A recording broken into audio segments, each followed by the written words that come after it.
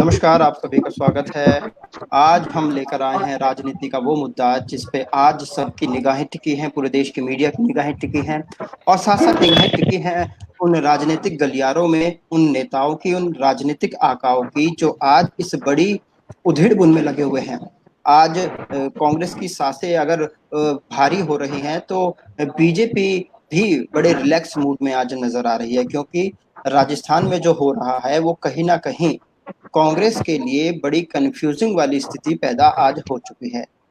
2 साल तक सत्ता में रहे और आज फाइनली वो अब वो समय आ चुका है जहाँ पर बीजेपी ने अपना खेल दिखाया और कांग्रेस की सरकार गिराने के लिए कवायदें लगानी शुरू हो चुकी हैं। 107 सीटें हैं कांग्रेस की राजस्थान में, लेकिन फिर भी भारतीय जनता पार्टी की सरकार वहाँ बनने जा रही है, ऐसा सूत्रों के हवाले से कहा जा रहा है और ऐसा संभव भी है क्योंकि आंकड़े भी यही फेवर कर रहे हैं, यही दिखा रहे हैं आंकड़े क्योंकि जनता ने जो वोट दिया था वो उस वोटिंग के हिसाब से 75 सीटें भारतीय जनता पार्टी की झोली में आई थी और 160 सीटों के साथ कांग्रेस ने गद्दी संभाली राजस्थान की और सबसे बड़ा जो फैक्टर था वो था सचिन पायलट। सचिन पायलट ही आज आज उस रथ पर सवार हो चुके हैं जो कि बीजेपी के हेड ऑफिस की ओर बढ़ चला है। सूत्रों की माने तो आज वो जेपी नड्डा से मुलाकात कर सकते हैं और कल शाम को उन्होंने सिंधिया से भी मुलाकात की है। तो कहीं ना कहीं ये कहा जा रहा है जो सिंधिया ने किया था मध्य प्रदेश में वो अब पायलट भी करने जा रहे हैं राजस्थान में।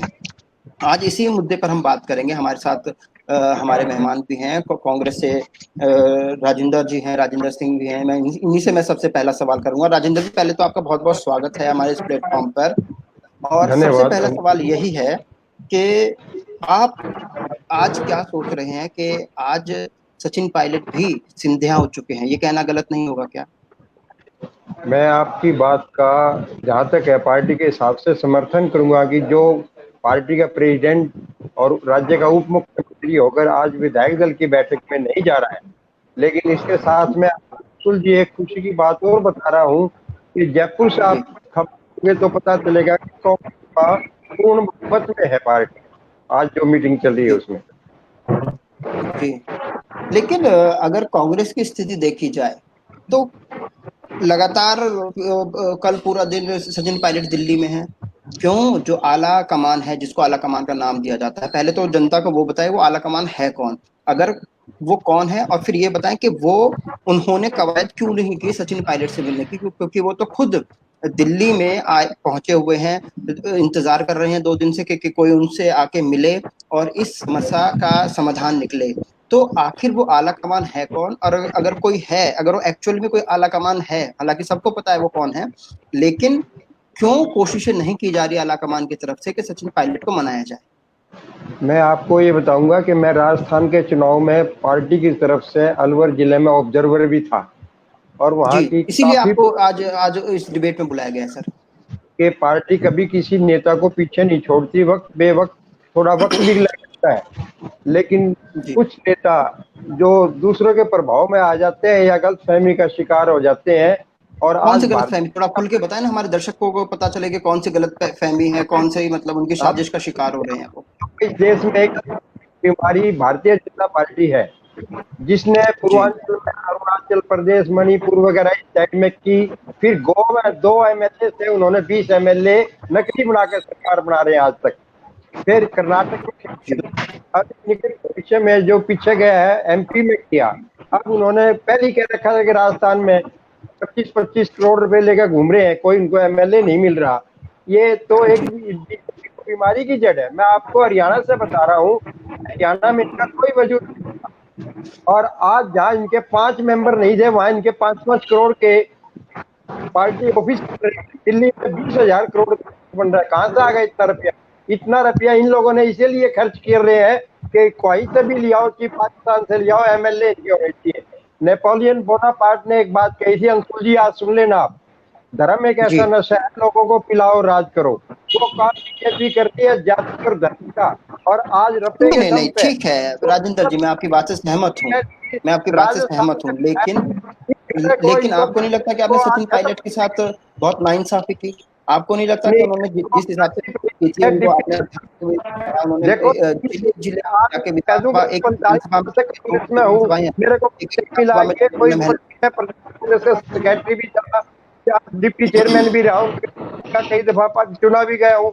वक्त बेवक्त कई दफा वक्त लग जाता है, लेकिन पार्टी सबको आगे लाती है।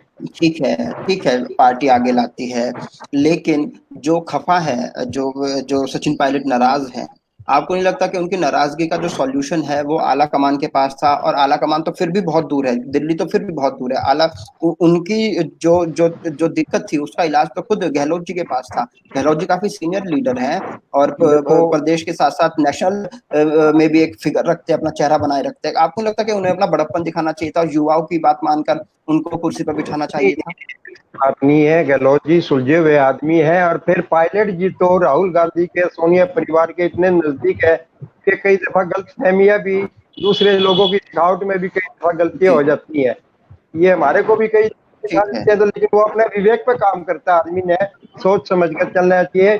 पायलट जी का, सचिन जी का हम बहुत आदर मान करते हैं, और हम तो यही कहेंगे कि वो कोई ऐसी बात ना करे जाके उनके खानदान की प्रतिष्ठा है ठीक है, उसको कोई, राहुल हम जी, हमारी जी, उनके साथ ये ठीक पार्टी है। में बने रहे। ठीक है, हमारे साथ राहुल शर्मा हैं, हमारे संवाददाता हैं, दिल्ली में मौजूद हैं। उनसे भी एक बार जान लें कि क्या संभावनाएँ जताई जा रही हैं? सचिन पायलट का कोई टाइम फिक्स हुआ क्या जेपी नड्डा के साथ? जो सूत्रों के हवाले से जो खबर आ रही थी कल शाम तक कि वो मुलाकात कर सकते हैं। क्या कुछ रणनीति तैयार हुई है बीजेपी की तरफ से भी?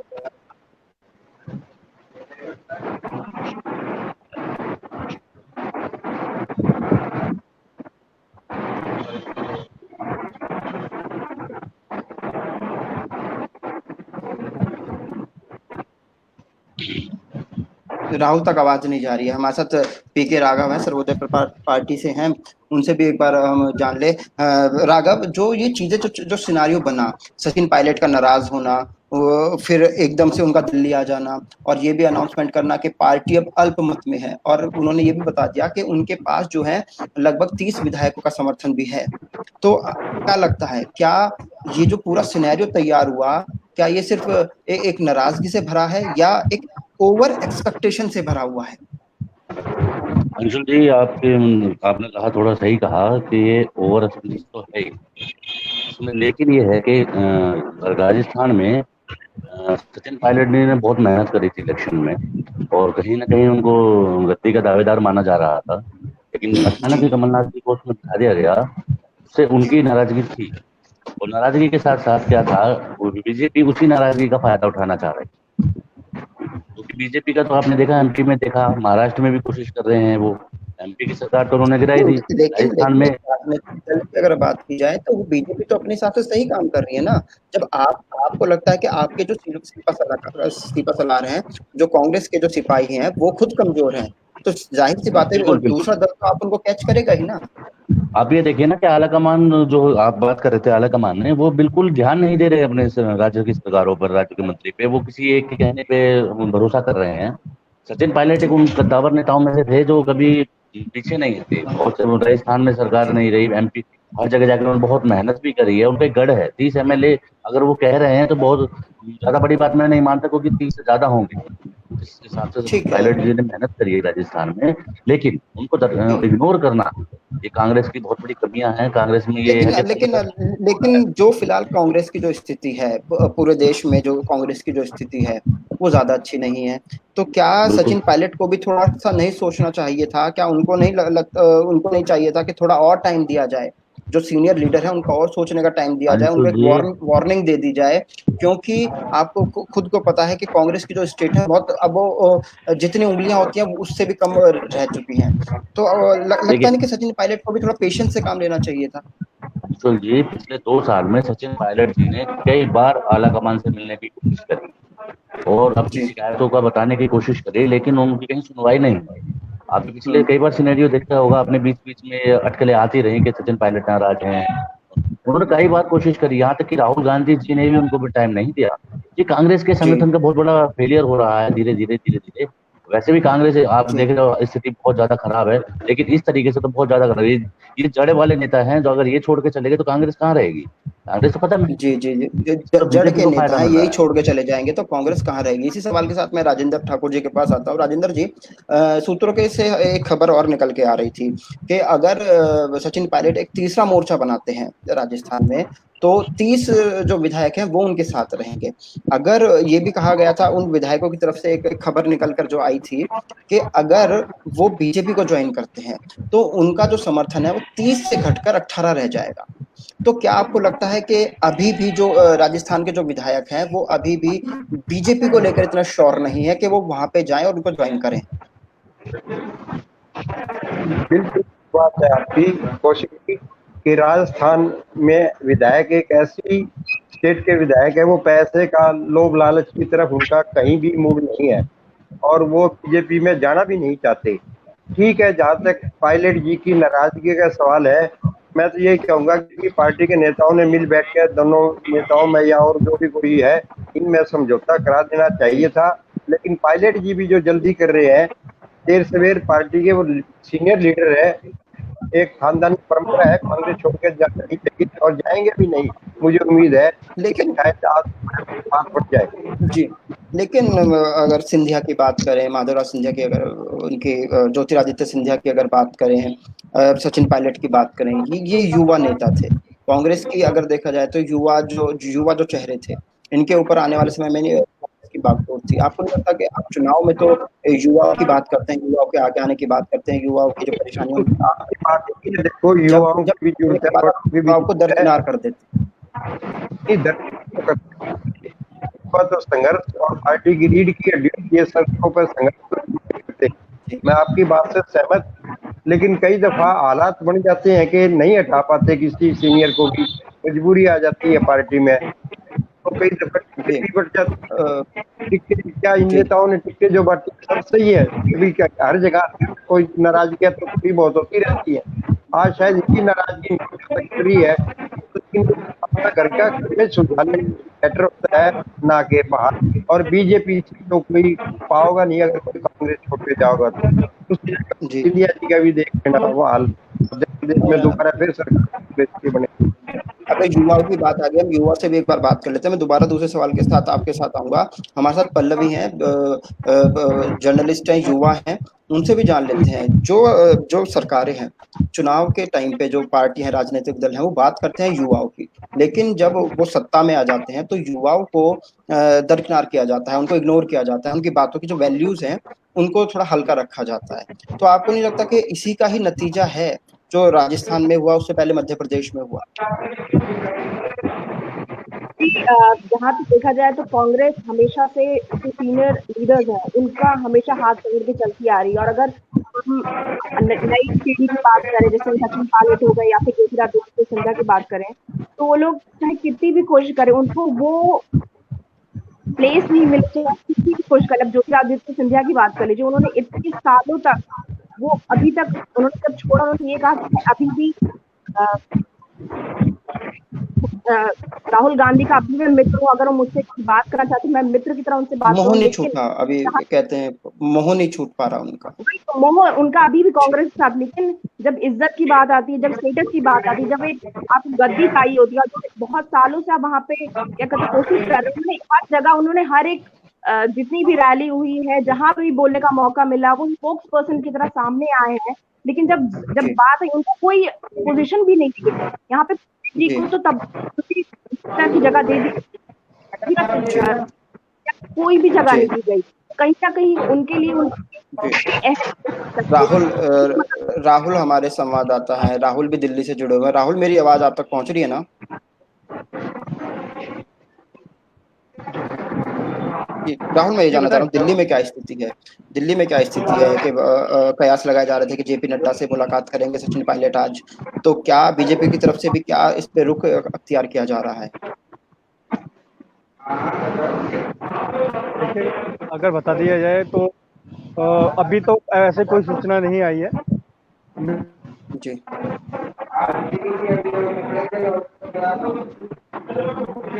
लेकिन अभी ठीक है अभी कोई संपर्क नहीं हो पाया, ना ही कोई बातचीत हो पाई है। तो ठीक है अभी तो कोई समय निर्धारित नहीं किया गया। जी। ठीक है, ठीक है। राजेंद्र जी, अभी तक तो शायद कोई ऐसी संभावना नहीं नजर आ रही कि उनकी मुलाकात होगी, और होगी तो किस टाइम होगी।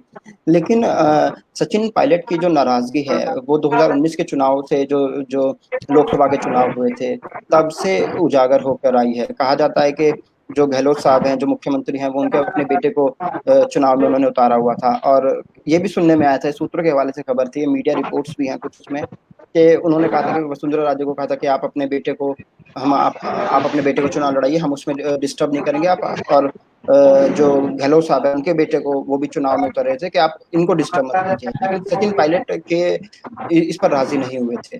तो कहीं ना कहीं वो जो बातचीत निकल के आई थी लोकसभा चुनाव में, क्या वो ही जो नाराजगी का कारण, क्या तब से नाराजगी शुरू हुई है, या अगर देखा जाए तो चुनाव के बाद जब राजस्थान में मुख्यमंत्री की कुर्सी पर गहलोत साहब बैठे, तब से वो नाराजगी शुरू है?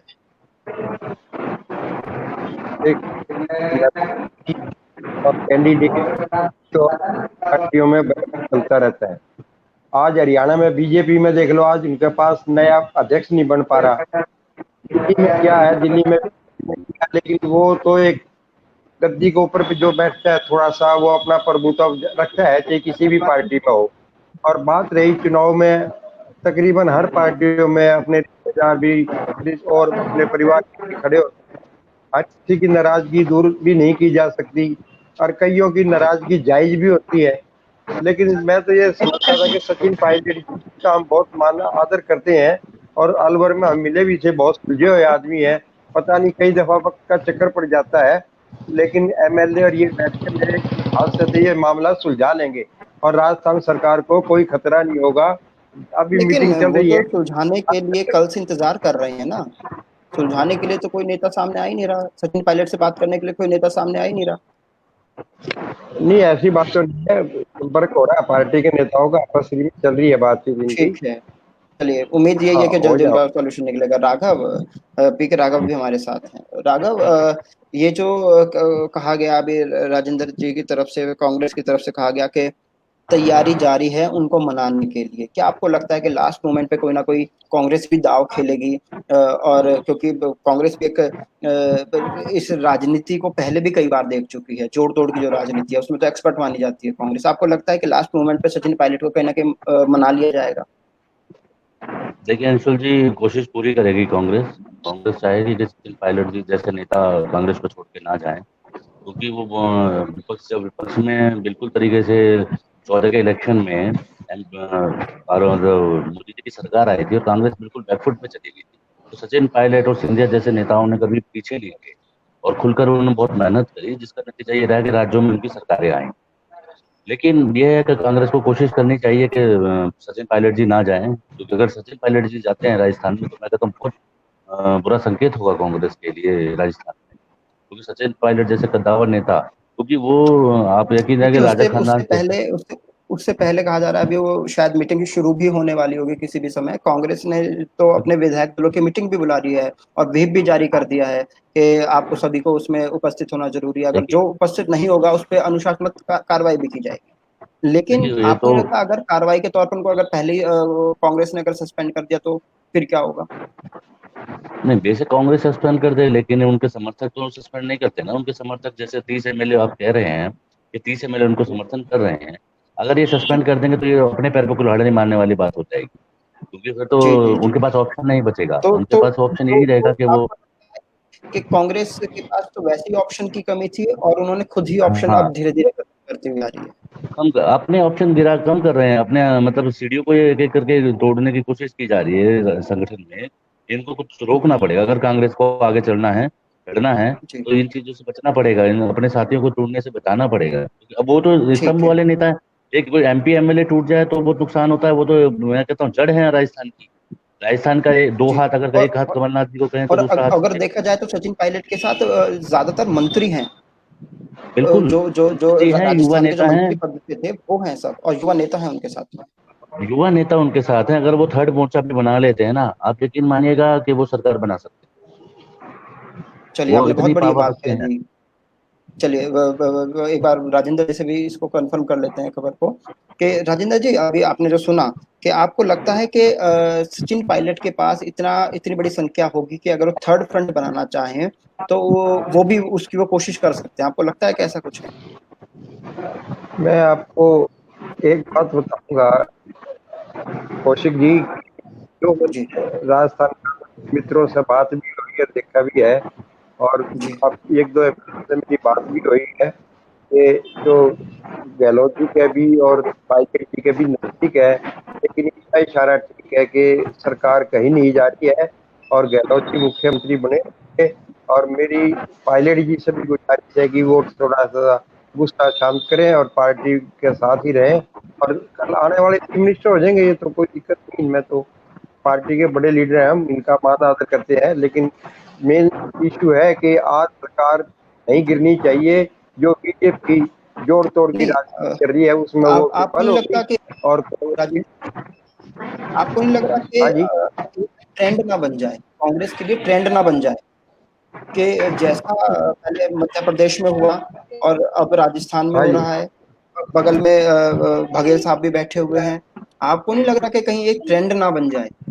बैच लेकिन चल रहा तो था। बीजेपी का तो ट्रेंड ये आएगा कि जहाँ भी कांग्रेस की सरकार हो या कांग्रेस का कोई लीडर हो, उस पर झूठे मुकदमे बनाओ, सरकारें गिराओ, खरीद फरोख्त ताकत से, जैसे धन बल से, ये बीजेपी की एक वो हो चुकी है। लेकिन ये आने वाले टाइम में उल्टा इन्हीं के ऊपर पड़ेगी। आप देख लेना, मेरी बात आज सुन रहे हो आप कौशिक जी, कि जी वक्त तो बदलता रहता है, ये वक्त तो साल दो जी साल में पलट, ये लेकिन तो बीजेपी को तो जो मौका चल रहा है कांग्रेस ही दे रही है। टाइम नहीं चलना, तानाशाही जी प्रवृत्ति ज्यादा नहीं चलनी। ठीक है। चलिए, एक टाइम की शॉर्टेज है, एक आखिरी कमेंट मैं आपसे ले लेता हूँ। क्या नहीं, आपको लगता है कि जो सचिन पायलट की नाराजगी है वो वाजिब है? और क्या आपको ये लगता है कि बेशक वो नाराज हो, कांग्रेस पार्टी इस सिचुएशन हेलो, को आखिरी मोमेंट पे, आखिरी टाइम पे टैकल कर लेगी, समझा लेगी सचिन पायलट को? आपको ऐसा लगता है कि आखिरी कमेंट? देखो, परेशानी किसी को भी हो सकती है, जो लीडर है पार्टी के, लेकिन बड़े नेता पार्टी के जो सचिन जी के साथ के हैं, वो घर में कोई आ जाती है जी रुसा मनाई तो उसको पूरा कर लेते हैं। मैं तो यही उम्मीद करूंगा और भगवान से भी प्रार्थना करूंगा कि जो हमारे नेताओं चलिए में कुछ मन मुटाव है वो पूरा तरह से ठीक हो जाए, और राजस्थान की सरकार कहीं नहीं जा रही है और सरकार बनी रहेगी। और जो ठीक है। बीजेपी ने ये षड्यंत्रकारी खेल खेला है, खरीद फरोख्त का, इनके मुंह पर उल्टा चमाता लगेगा। आप सबका ठीक है। धन्यवाद। पीके राघव जी, धन्यवाद। पीके जी राघव, आखिरी कमेंट आपकी तरफ से। क्या आपको लगता है कि आखिरी मोमेंट पे कांग्रेस भी कोई दांव चलेगी इसमें, या सीधा सीधा बीजेपी का जो दांव है उसमें चित हो जाएगी? देखिए, कांग्रेस ने मेरे हिसाब से खुला दरबार दे दिया है। एक तरफ विधायक दल की मीटिंग बुला रहे हैं और दूसरी तरफ पायलट जी मिलना चाह रहे हैं, मिलने का समय आलाकमान नहीं दे रहा है। अगर इस सिनेरियो को देखा जाए तो मुझे कोई लगता नहीं चांस के कुछ ऐसा निकलेगा कि अचानक ही कोई न्यूज आएगी कि नहीं जा रहे सचिन पायलट। तो ठीक है। देखते हैं, वाच करते हैं। कोशिश के ठीक। आलाकमान की, कांग्रेस आलाकमान की जिम्मेदारी है इस चीज को मैनेज करना। ये तो बीजेपी चलिए को आपका ओपन मौका दिया है इन्होंने। चलिए आपका बहुत बहुत शुक्रिया राजेंद्र जी, आपका बहुत बहुत शुक्रिया। पीके राघव जी, आपका भी बहुत बहुत शुक्रिया। राहुल शर्मा भी थैंक हमसे यू। जुड़े और हम भी उनसे कह रहे हैं कि आप नजर बना के रखिएगा दिल्ली में क्या हो रहा है। और पल्लवी, आपका भी बहुत बहुत शुक्रिया, आपने भी अपनी राय रखी। आपने एक युवा सोच को थैंक यू। बताया कि क्या चाहती है युवा सोच इन राजनीतिक पार्टियों से।